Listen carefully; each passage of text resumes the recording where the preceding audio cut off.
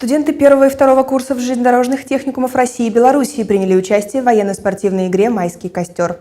Для того, чтобы продемонстрировать силу, ловкость и выносливость в Великие Луки, приехали 9 команд. В течение 3 дней они сражались за право быть лучшими. Кто же стал победителем, расскажут мои коллеги.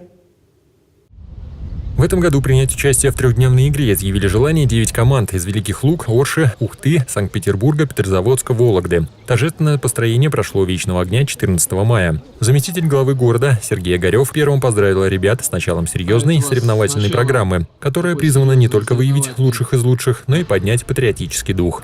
Хотел бы передать, чтобы вы с честью несли те славные традиции своих предков, которые ценой своей жизни жертвовали всем своим близким, но победили страшного и тяжелого врага.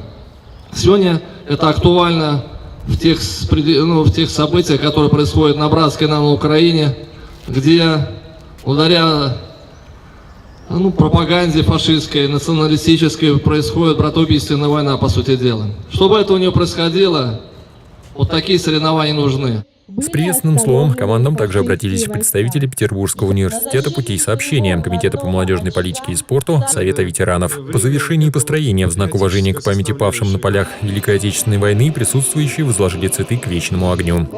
Воспитание патриотических чувств у студентов является первоочередной задачей майского костра, но для организаторов мероприятия немаловажным является и укрепление дружеских связей с родственными учебными заведениями России и ближнего зарубежья. К нам приехали молодые ребята из Ухтинского техникума, Петрозаводского колледжа железнодорожного транспорта. Это за сотни километров.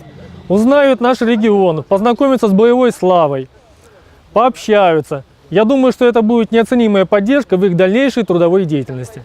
В первый соревновательный день командам предстояло преодолеть 50-метровую полосу препятствий, развернутую на территории Великолукской крепости. Ребята метали гранаты, стреляли из пневматической винтовки, разбирали и собирали автомат АКМ, оказывали первую медицинскую помощь. 15 мая их ожидали соревнования по технике пешеходного туризма, спортивная полоса препятствий и турнир по пейнтболу. Студентов не смущали трудности, ведь они приехали не только для того, чтобы победить, но и проверить, на что способен каждый из них.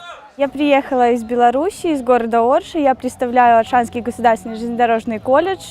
Приехала, я считаю, первый раз. Приехала, чтобы как-то найти в себе больше уверенности, познакомиться с кем-то еще, сдружиться, посмотреть на другие команды, кто что может. В заключение отметим, что в военно-спортивном турнире «Майский костер» не было ни победивших, ни проигравших. Каждая команда была отмечена за свои заслуги и достижения, а также награждена дипломами и памятными подарками.